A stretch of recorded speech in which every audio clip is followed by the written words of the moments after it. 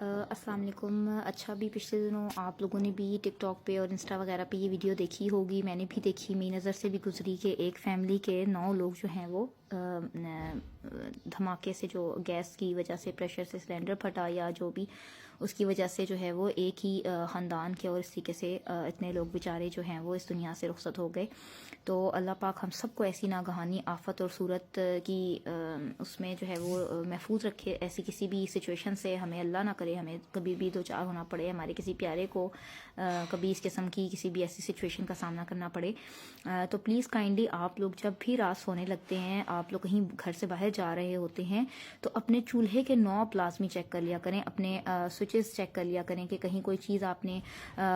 Switch کہیں کا آن نہیں ہے, اس لیے آن نہیں رہ گئی, کوئی چارجنگ پہ آپ نے موبائل فون لگایا تھا وہ تو آن نہیں ہے, یا کوئی بھی ایسی چیز جو ہے وہ ٹی وی وغیرہ, خاص طور پہ بہت سارے لوگ ایل سی ڈی, آج کل گھروں میں ہم لوگوں نے اسکرینز لگائی ہوئی ہوتی ہیں تو وہ ویسے بند ہوتی ہے لیکن پیچھے سے اس کی جو ہے کنیکشن جو ہوتا ہے وہ آن ہوتا ہے. تو پلیز ایسی کسی بھی صورت میں, کسی ٹائم اگر بجلی تیز آتی ہے یا کوئی بھی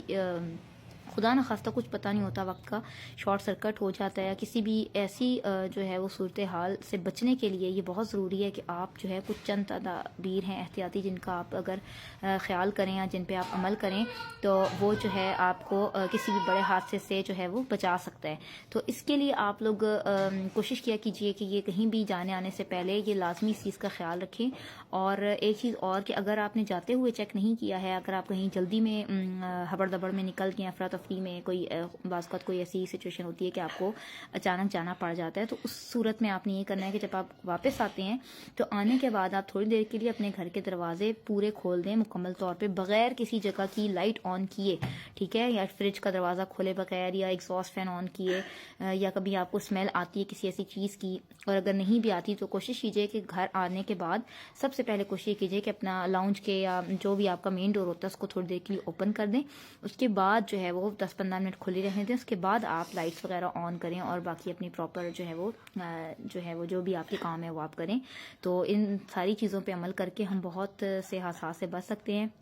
باقی وہی والی بات ہے, ہونے والی چیزیں ہو جاتی ہے, جس کے نصیب میں جو لکھا ہے وہ ہو کے رہے گا. لیکن اگر ہم احتیاط کریں اور اللہ تعالیٰ سے پناہ مانگیں کسی ایسی ناگہانی صورتحال سے بچنے کے لیے, تو بے شک اللہ تعالیٰ جو ہے وہ ہمیں ایسی چیزوں سے بچاتے ہیں. اور اس کے لیے کوشش کیا کریں کہ وقتاً فوقتاً جو ہو سکے حسب توفیق 10 روپے 20 روپے, انفیکٹ 5 روپے بھی اگر آپ کے پاس ہوتے ہیں تو آپ جو ہے کوشش کریں کہ صدقہ دے دیں. اور کسی بھی صورت میں آپ صدقہ دے سکتے ہیں, لازمی ہے کہ آپ پیسے دیں. جو بھی چیز آپ کو اگر لگتی ہے تو وہ آپ جو ہے وہ صدقے کی نیت سے آپ دے سکتے ہیں. کہتے ہیں صدقہ آنے والی مصیبتوں اور بلاؤں کو ٹالتا ہے, تو لازمی نہیں ہوتا. ہمارے ہاں یہ ہوتا ہے کہ ہمارے خدا نخواستہ جب مصیبت, پریشانی, کوئی بیماری, تکلیف آتی ہے تو ہم صدقہ دیتے ہیں. تو کوشش کریں کہ کسی بیماری اور اس کے آنے سے پہلے ہی آپ عادت بنا لیں اس چیز کو. جتنا آپ اللہ کی راہ میں خرچ کریں گے آپ کو وہ ویسے بھی دگنا تگنا ہو کے ملے گا. تو ان ساری باتوں کا اگر ہم خیال رکھیں اپنی ڈیلی روٹین میں تو ہم بہت ساری پریشانیوں سے بچ سکتے ہیں. دعاؤں میں مجھے میری فیملی کو بھی یاد رکھے گا.